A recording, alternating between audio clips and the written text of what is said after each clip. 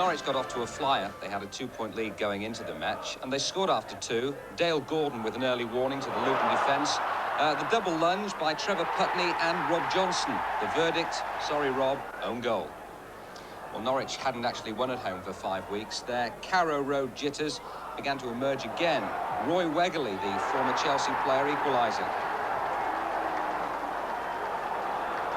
Luton had only won 1 in 6 prior to the match. Norwich 1 in 4. It was Luton who struck next. Wegerle again, neat and tidy.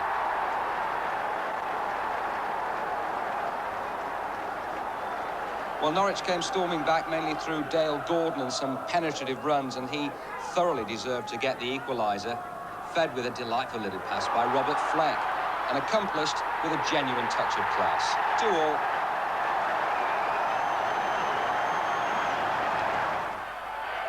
Now to the baseball ground, Arsenal taking the lead with a splendid goal created by David Rocastle. We saw him score in spectacular fashion on the match last week, and here he is setting it up for Michael Thomas. The Gunners a goal up and 59 minutes gone. Derby getting back into the game in slightly controversial fashion. Arsenal very unhappy about the award of the penalty. Dean Saunders with the ball in. When the ball gets headed back, a hand goes up. Lee Dixon says, "I didn't mean to do it." I feel that's a fair decision. Penalty still had to be converted. Lukic saves from McMinn. Callahan in on the rebound, and that's 1-1.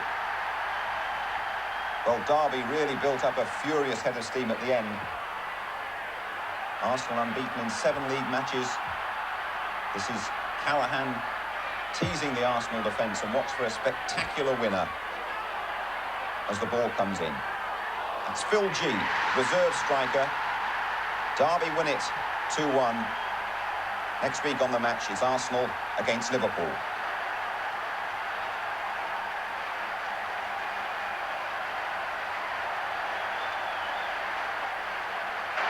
Southampton 5th beforehand, Millwall 3rd. Now watch out for Graham Baker. Quick as a flash, and with a delicate finish.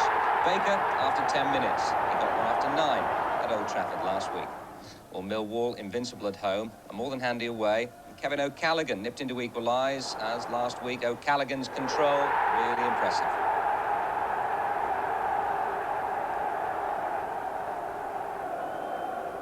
Well, Millwall took the lead early in the second half. When Cascarino's not scoring, you can usually rely on Teddy Sheringham. Teddy obliged, number 9 of the season for him. So, 2-1 Millwall. Graham Baker started the move that brought about Southampton's equaliser. The play continued through Matthew Letitia, regular scorer in recent weeks. Creator yesterday. Graham Baker extending Southampton's unbeaten run in the league to 6.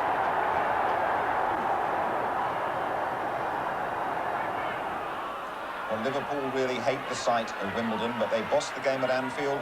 Whelan set up Houghton for a Liverpool goal after 64 minutes. It all looked very easy, but shades of the cup final. A set piece, chaos in front of the Liverpool goal. Would you believe that's Stevie Nicol with an own goal just 2 minutes from time. Liverpool won, Wimbledon won.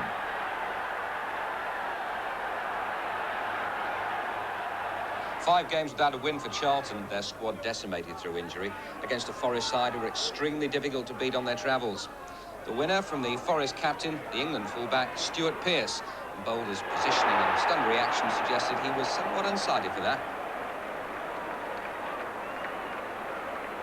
A goal too for England's other fullback, Mel Sterland, playing as a striker for Sheffield Wednesday, heading in after 34 minutes. A first win for Peter Eustace, Wednesday's first win at Ayresome Park since the war, but the Borough feel they were unlucky. West Ham next to bottom, 1 home league win, on winning 10. Everton were hoping Tony Cottee would get his 100th league goal against his former club. He was certainly involved in the move that led to Trevor Stevens' winner, his 4th in 5 games, 3 of those penalties.